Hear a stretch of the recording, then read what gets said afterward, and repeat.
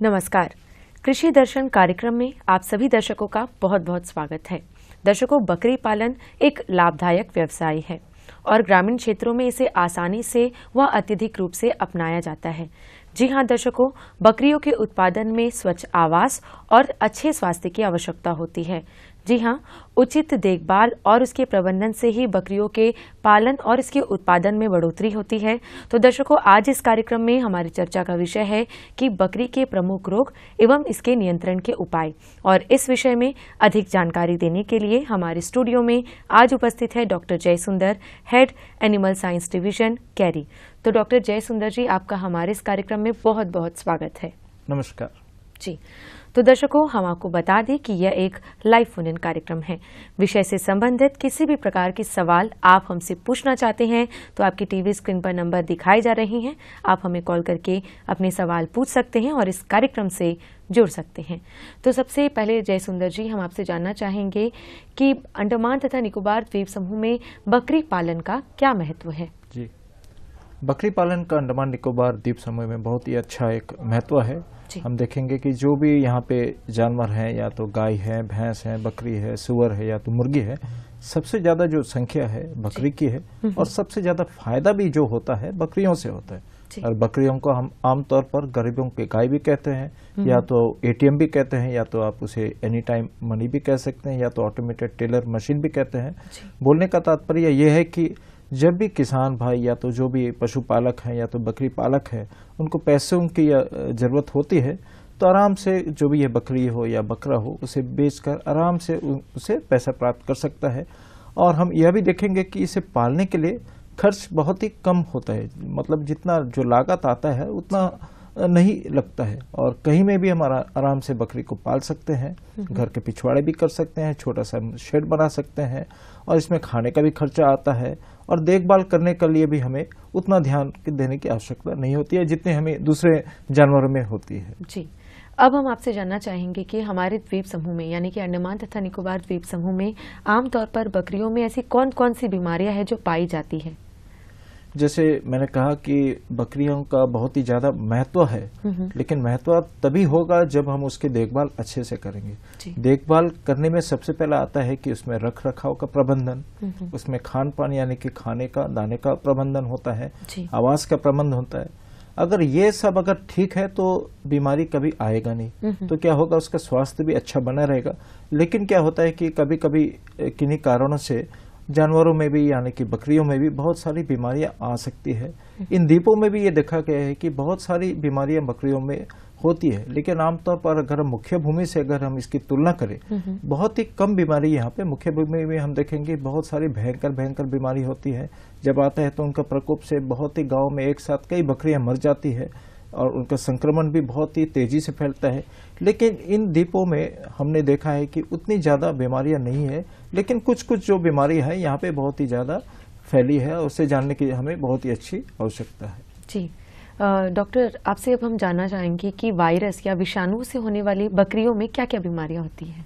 बकरियों में बहुत सारी बीमारी हो सकती है। जैसे आपने कहा कि वायरस यानी कि विषाणु से, विषाणु यानी कि जो वायरस होता है, इससे जो संक्रमण है बहुत ही तेजी से फैलता है। इसमें बहुत सारी बीमारियां हो सकती है। आमतौर पर एक बीमारी कहते हैं जिसे हम PPR, जिसे अंग्रेजी में पेस्टिडेस पेटिट्स वायरस जो हम कहते हैं, ये बीमारी का मुख्य जो लक्षण होता है, मुंह में जख्म हो जाते हैं, इसमें सांस लेने में भी कठिनाई होती है, इसमें देखते हैं कि कभी कभी दस्त की भी समस्या होती है, निमोनिया भी हो सकते हैं। तो एक कॉम्प्लेक्स एक ये सिंड्रोम है। ये बीमारी मुख्य भूमि में बहुत सारे राज्यों में फैला है, लेकिन हमारे इन द्वीपों में उतना देखा नहीं गया है। लेकिन इसका ब्लड का हमने जो निरीक्षण किया है, परीक्षण किया है, उसमें पाया गया है कि इस बीमारी के जो एंटीबॉडीज है, पहले तो हमें बहुत सारे मिले थे, लेकिन अभी कुछ सालों से इसका जो है एंटीबॉडीज यानी कि प्रतिरोधी जो क्षमता है, इसमें कम देखा गया है। तो हम ये पूरे तौर पर ये कह सकते हैं कि जो विषाणु से होने वाली जो PPR जो बीमारी है, यहाँ पे अभी तक देखा नहीं गया है। लेकिन किसानों को अवगत होना बहुत ही जरूरी है, जानना बहुत ही जरूरी है, क्योंकि बीमारी कभी भी आ सकता है, कहीं से भी आ सकता है। तो इसमें जो मैंने जो लक्षण बताया, जैसे आपको इस तरह के जो लक्षण दिखेंगे, आपको ये बीमारी पशु को अलग से रखना पड़ेगा और उसका देखभाल अलग करना पड़ेगा, और जो पशु चिकित्सक है उसको सूचना इसका देना पड़ेगा। और भी बीमारी होती है जैसे ब्लू टंग बीमारी कहते हैं, इसका नाम से जैसे ब्लू टंग यानी कि जीभ जो है नीला पड़ जाता है, गले के नीचे फूल जाता है। ये भी एक विषाणु जनित एक रोग है, बहुत ही एक भयंकर बीमारी है। इसमें भी सर्दी होता है, निमोनिया हो सकता है और इसमें मृत्यु दर भी काफ़ी हो सकती है। लेकिन यहाँ में भी अभी तक ये बीमारी का उतना लक्षण देखा नहीं गया है। और बाकी जो बीमारी है जैसे पॉक्स जो हम बोलते हैं, चेचक जो होता है दूसरे जानवरों में भी होता है, मनुष्यों में भी होता है, वो भी बीमारी देखा गया है। इसके अलावा जो एक और बीमारी है कंटेजियस एक्थाइमा, ये बीमारी भी देखा गया। तो वायरस से होने वाली ये 3-4 मुख्य बीमारी यहाँ में भी हम 2-3 बीमारी यहाँ पे हम देखते हैं। जी डॉक्टर साहब, अब हम आपसे जानना चाहेंगे कि जो विषाणुओं से होने वाली बीमारियां हैं, इसे कैसे नियंत्रित कर सकते हैं किसान भाई? इसका नियंत्रित करने के लिए जैसे मैंने ये 2-3 बीमारियों का जो बताया, इसमें एक जो बीमारी है कंटेजियस एक्थाइमा यानी कि हम ऑर्फ भी कहते हैं, मुंह में दाने निकल आते हैं। ये बीमारी यहाँ पे बहुत ही एक कॉमन है, आमतौर पर ये देखा गया है। इसमें क्या होता है कि मुंह के अगल बगल में दाने आ जाते हैं, चेचक जैसे दाने हो जाते हैं। और इसका जो वायरस है ये भी एक पॉक्स ग्रुप का एक वायरस होता है और ये बहुत ही तेजी से फैलता है। मान लीजिए कि आपके किसी फार्मर के यहाँ पे 10 या तो 20 बकरी है, किसी भी एक बकरी में इस बीमारी के लक्षण आने से बहुत ही तेजी से फैलता है। इसमें बुखार होता है और कभी कभी क्या होता है कि ये 1 सप्ताह से 10 दिन या तो 14 दिन में जो चेचक के धब्बे हैं या तो चेचक का जो लक्षण है वो सूख कर गिर जाता है। तो उससे क्या होता है कि ये लेकिन दूसरे जानवरों में फैलाता है। जैसे आपने बताया कि इसका कैसे नियंत्रित करेंगे, इसको हमें क्या करना है कि अलग से रख ले और जो इलाज करना है कि ये जो पोटेशियम परमैंगनेट जो हम लाल दवाई भी कहते हैं, इसका घोल बना के इसको अच्छे से साफ करें जख्म को। उसके बाद में जो भी एंटीसेप्टिक या तो एंटीबायोटिक का इस्तेमाल करने से इससे हम नियंत्रित कर सकते हैं। इसके लिए हालांकि वैक्सीन भी है, लेकिन यहाँ पे वैक्सीन की अभी उपलब्धता उतनी नहीं है। लेकिन अगर आप इन सब बातों का अगर ध्यान रखें तो इस बीमारी से आप इसका छुटकारा पा सकते हैं। जी, जब आपने वैक्सीन की बात बताई है तो हम आपसे जानना चाहेंगे कि बकरियों में कौन कौन से टीकाकरण होते हैं? टीकाकरण तो बहुत सारी बीमारियों के लिए होती है। जैसे मैंने बताया कि ये ब्लू टंग है, इसके लिए भी है। पीपीआर जो बीमारी है इसके लिए भी टीकाकरण है। एंथ्रेक्स है, इसके लिए भी टीकाकरण है। लेकिन यहाँ पे फिलहाल अंडमान निकोबार द्वीप समूह में किसी भी बीमारी के लिए टीकाकरण हम नहीं दे रहे हैं और नहीं एडवाइस भी कर रहे हैं, क्योंकि ये सब जो बीमारी मैंने बताया, पीपीआर है, ब्लू टंग है, एंथ्रेक्स है, यहाँ पे देखा नहीं गया है। लेकिन यह सलाह देते हैं कि जो एफएमडी यानी कि फुट एंड माउथ डिजीज यानी कि खुरपका एवं मुंहपका का जो बीमारी है, जो मुख्य रूप से गाय और भैंस में होता है, आमतौर पर बकरियों में भी इसके लक्षण देखे गए हैं। और 2-3 साल पहले भारत सरकार ने ये तय किया था कि इसका जो टीकाकरण है इसमें बकरियों में भी दिया जाए और 1 साल तक बकरियों में भी दिया गया था। आने वाले वर्षों में ये संभव है कि बकरियों में भी फुट एंड माउथ डिजीज के लिए टीकाकरण देना जरूर पड़ेगा। एक जो बीमारी होती है जो क्लॉस्ट्रिडियम यानी कि एंट्रोटॉक्सीमिया, इसके लिए भी टीकाकरण देना बहुत ही अनिवार्य होता है।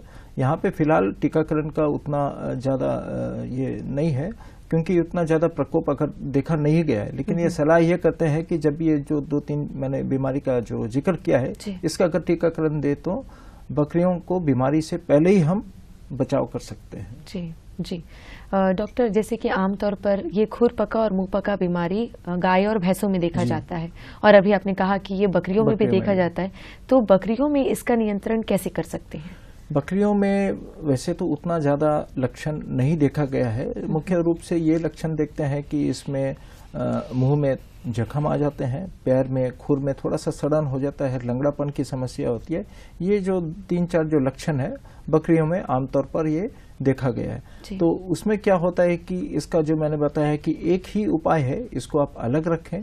स्वस्थ जो जानवर है उनका आप ट्रीटमेंट अलग से करें और इसके लिए एक ही उपाय है टीकाकरण। टीकाकरण जो है 6 महीना के अंतराल में दिया जाता है। साल में 2 बार टीका करना बहुत ही अनिवार्य है। फिलहाल जो भारत सरकार का जो योजना चल रही है, खुरपका एवं मुंहपका कंट्रोल जो नियंत्रण कार्यक्रम चल रहा है, उसमें फिलहाल गाय और भैंस ये 2 जानवरों को लिया गया है। बकरियों को 2 साल पहले लिया था, लेकिन आने वाले समय में मुझे लगता है कि बकरियों में भी टीकाकरण की शुरुआत होगी। जी, डॉक्टर, बकरियों में आमतौर पर दस्त की समस्या देखी गई है, जी। तो इसके कारण क्या और इसका इलाज क्या है? दस्त जो है एक बहुत ही एक कॉमन, एक हम कह सकते हैं कि लक्षण है। इसके जी। बहुत सारे कारक हो सकते हैं, कारण भी हो सकते हैं। जैसे आमतौर पर यहाँ पे देखा गया है कि दस्त का जो मुख्य कारण होता है पेट में कीड़े की समस्या। जी। ठीक है, यहाँ पे क्या होता है कि आप देखेंगे बारिश ज्यादा होती है, ह्यूमिडिटी ज्यादा होती है, टेम्परेचर भी करीब 25 से 30 डिग्री 32 डिग्री के आसपास रहता है। तो यह जो वातावरण है, जो एनवायरमेंट है, परजीवी के पनपने के लिए बहुत ही एक अच्छा वातावरण, जो अनुकूल हम बोलते हैं कि वातावरण बनता है। तो इसमें क्या होता है कि आंतरिक जो परजीवी होते हैं ये बहुत ही तेजी से फैलते हैं। इसमें एक कॉमन एक ये होता है कि फेसियोला हेपाटिका यानी कि लीवर फ्लूक का इन्फेक्शन होता है, एम्फिस्टोम का इन्फेक्शन होता है, स्ट्रोंगाइल का इन्फेक्शन होता है। ये सब जो बीमारी मैं बोल रहा हूँ ये पेट के आंतरिक जो परजीवी है या तो कीड़े हैं, इसके कारण जो है मुख्य रूप से दस्त के लक्षण हो सकते हैं। तो इसमें क्या होता है कि आप देखेंगे कि बकरियां लगातार दस्त कर रही हैं, वो जो भी खा रही हैं ठीक से उनका ग्रोथ भी नहीं होता है।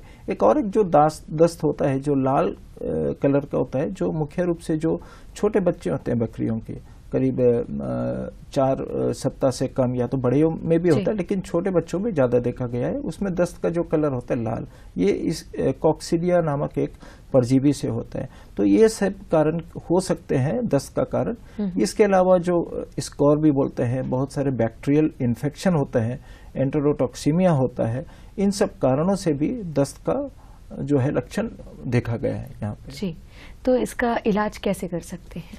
इसका इलाज जैसे मैंने बताया है कि आपको कारक यानी कि इसका जो हमें पता लगाना पड़ेगा कि इसका कौन सा जो है डायग्नोसिस बहुत ही एक जरूरी है। मान लीजिए कि अगर ये जो दस्त है इसका कारण है बैक्टीरियल कारण एंटेरोटॉक्सीमिया, इसका आप इलाज कर सकते हैं, एंटीबायोटिक दे सकते हैं, वैक्सीन दे सकते हैं।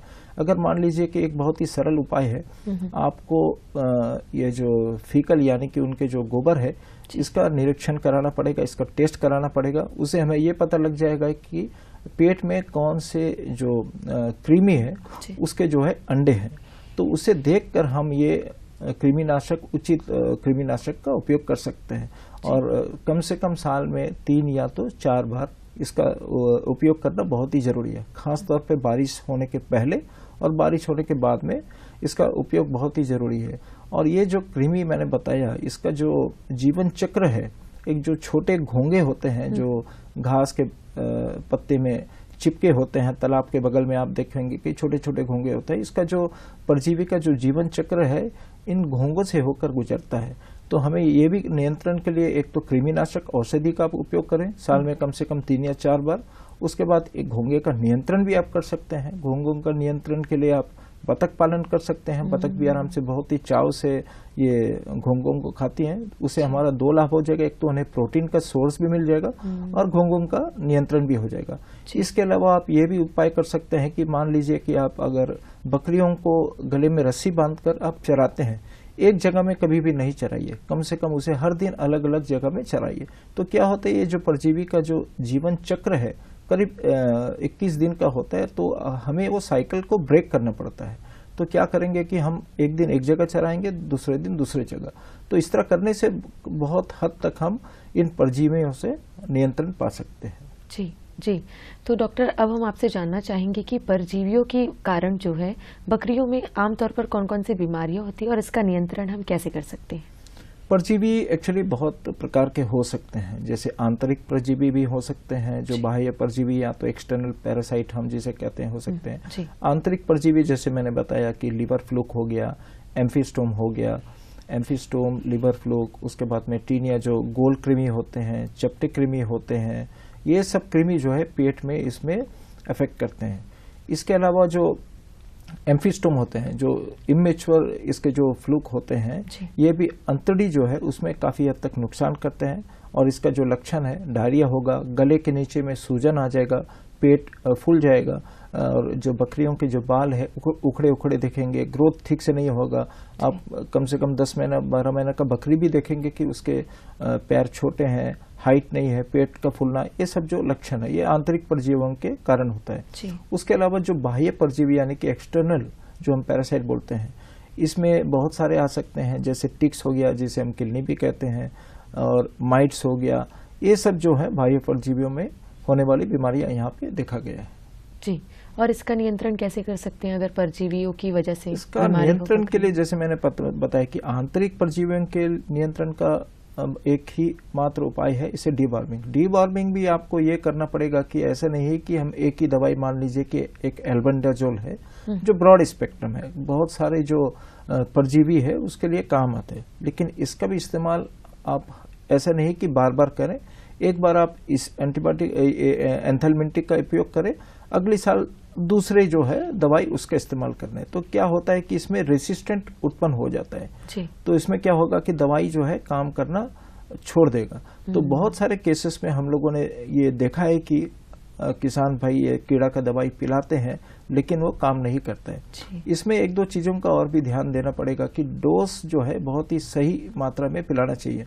मान लीजिए कि किसी बकरी को अगर हम बोलते हैं कि 10 से या तो 15 ml पिलाना है तो 15 ml ही पिलाना है। अगर 3 दिन के लिए पिलाना है तो 3 दिन के लिए ही पिलाना है। अगर खाली पेट में पिलाना है तो वही आप इस जो हम मतलब ये देते हैं, निर्देश देते हैं, उनका पालन करना बहुत ही जरूरी है। अगर पालन नहीं करेगा तो दवाई का असर नहीं होगा। और बहुत सारे ये खाने के बाद दे देते हैं, उसमें फिर जो है ये दवाई का असर उतना नहीं होता है। जी जी डॉक्टर, कई बार ऐसा देखा गया है कि जो है बकरी बारिश में भीग जाती है और उसे सर्दी लग जाती है, क्या यह भी एक गंभीर बीमारी है?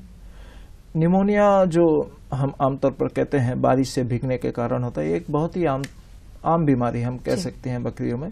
जैसे मैंने पहले बताया कि अंडमान का जो जलवायु है बहुत ही यहाँ पे हाई ट्रॉपिक एंड ह्यूमिड है, यहाँ पे नमी ज़्यादा है, बारिश भी ज़्यादा होती है। आमतौर पर देखते हैं कि बकरियाँ भीग जाती हैं। एक्चुअली बकरियों का जो हेयर होता है, स्किन होता है, वो नमी को जो है एब्जॉर्ब कर लेता है। तो उससे क्या होता है कि इसमें निमोनिया, सर्दी से जो बीमारी होता है, पहले नाक से जो है तरल पदार्थ बहेगा, फिर कुछ दिन में गाढ़ा हो जाएगा, उसके बाद लंग्स में भी इन्फेक्शन आ जाएगा, जिसके कारण इसमें निमोनिया हो जाता है। निमोनिया होने के बाद में तेज बुखार होगा, लंगड़ापन होगा, उसके बाद भी अगर इलाज नहीं किए तो इसका मृत्यु दर भी हो सकता है, मृत्यु हो सकता है। तो ये बहुत ही एक आम बीमारी है। तो इसको क्या कर सकते हैं कि अब जो भी मान लीजिए कि बाहर से भीग के आते हैं बारिश के दिनों में, खास तौर पर उसको आप पोंछ सकते हैं किसान भाई, या तो शेड में जो है कोई चटाई का इस्तेमाल कर सकते हैं, कोई भी पॉलीथीन का इस्तेमाल कर सकते हैं, या तो गनी बैग्स का इस्तेमाल कर सकते हैं। एक चीज कर सकते हैं जो हम धुआं करते हैं, आमतौर पर आप देखेंगे बहुत सारे किसान भी धुआं करते हैं। एक जो समालू पत्ती हम जो बोलते हैं यहाँ पे फेंसिंग में यूज करते हैं, उसका भी धुआं करने से ये सांस का बीमारी बहुत ही काफी हद तक इसमें आराम मिलता है। तो इसका भी आप धुआं कर सकते हैं। ये सब करने से निमोनिया से हम काफी हद तक इसमें बचा सकते हैं। खास तौर पर मैं कहूँगा कि जो छोटे बच्चे होते हैं उनको काफी ध्यान देना पड़ेगा, क्योंकि बारिश के दिनों में आप एक बल्ब भी जला के गनी बैग या तो जो बस्ता होता है उसमें रख सकते हैं, पुआल रख सकते हैं।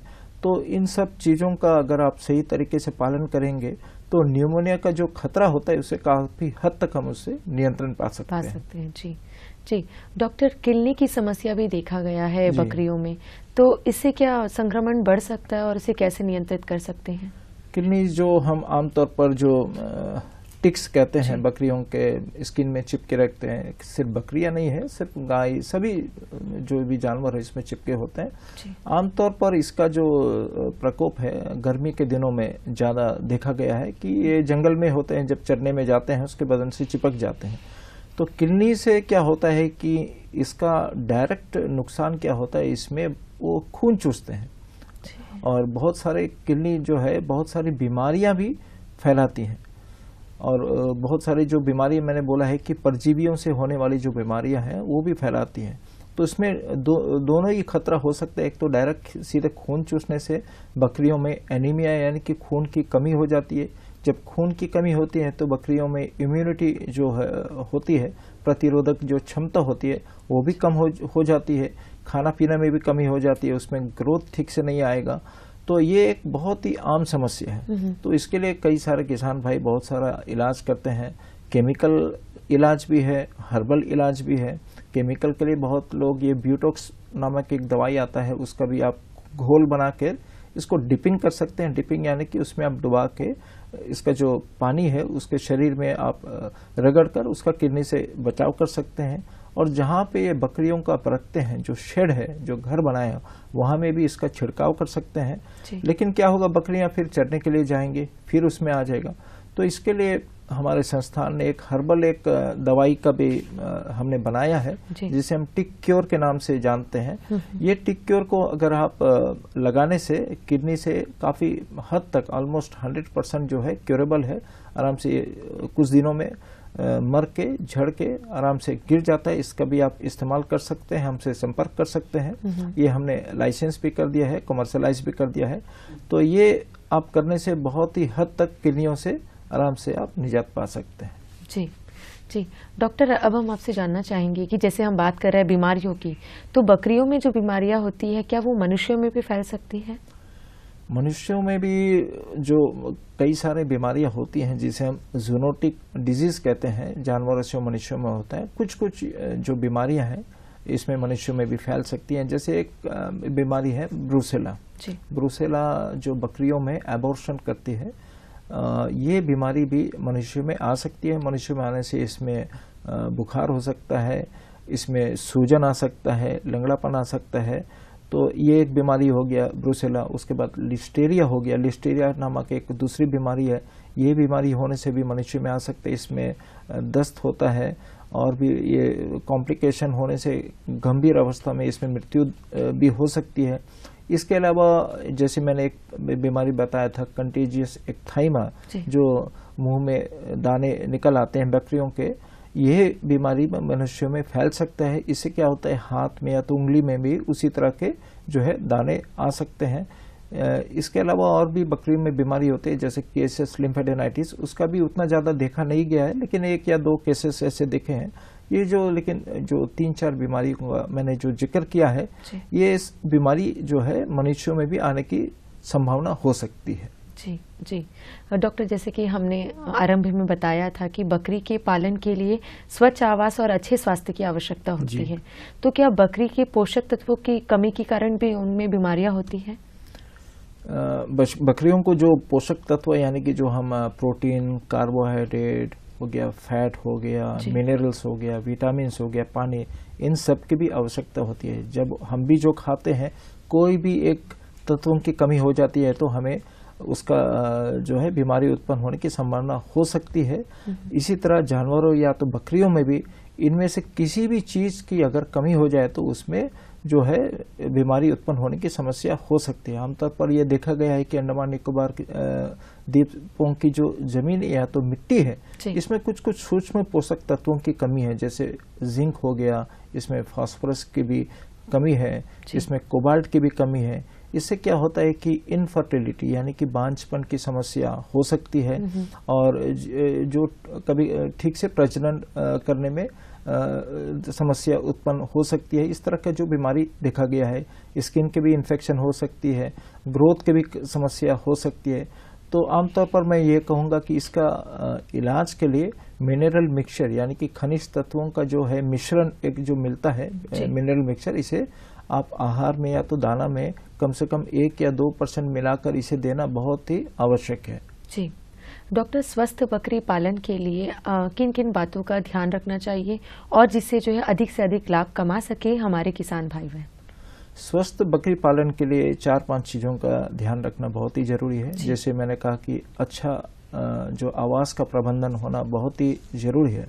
हवादार होना चाहिए, यहाँ पे मचान नुमा होना चाहिए। दूसरा जो है खाने का यानी कि आहार का, उसे पर्याप्त खाना देना बहुत ही जरूरी है। अब दाना भी देना चाहिए, हमें हरा चारा भी देना चाहिए, सूखा चारा भी देना चाहिए। साथ ही साथ जो ट्री फॉडर है, पत्ती है, उसका भी देना बहुत ही जरूरी है। तीसरी बात जो है साफ सफाई का प्रबंधन बहुत ही जरूरी है। और चौथी बात मैंने जो बताया है कि बच्चों का खास तौर पर ध्यान देना बहुत ही जरूरी है। जब भी छोटे बच्चे होते हैं उनका जो नेवल होता है, नाभि होता है, उसमें आप टिंचर आयोडीन लगाएं। उसमें लगाने से क्या होगा कि बहुत ही संक्रमण को हम काफ़ी हद तक रोक सकते हैं। और एक बात मैं यहाँ पे कहना चाहूँगा कि बहुत सारे आप बकरियों के थन देखेंगे कि सूजे होते हैं, फूले होते हैं। मैस्टाइटिस एक बहुत ही कॉमन बीमारी है। इसका सिर्फ एक ही इलाज, अगर आप स्वस्थ रखें, साफ रखें, सफाई रखें तो इन सब बीमारियों से आराम से बचा जा सकता है। जी, तो डॉक्टर जयसुंदर जी, आप हमारे इस कार्यक्रम में आए, अपना कीमती समय दिया, इसके लिए आपको हमारे पूरे दूरदर्शन परिवार की ओर से बहुत बहुत धन्यवाद। नमस्कार, धन्यवाद। दर्शकों, हम उम्मीद करते हैं कि आज के इस कार्यक्रम से आप जरूर लाभान्वित हुए होंगे। अब दीजिए हमें इजाजत। नमस्कार।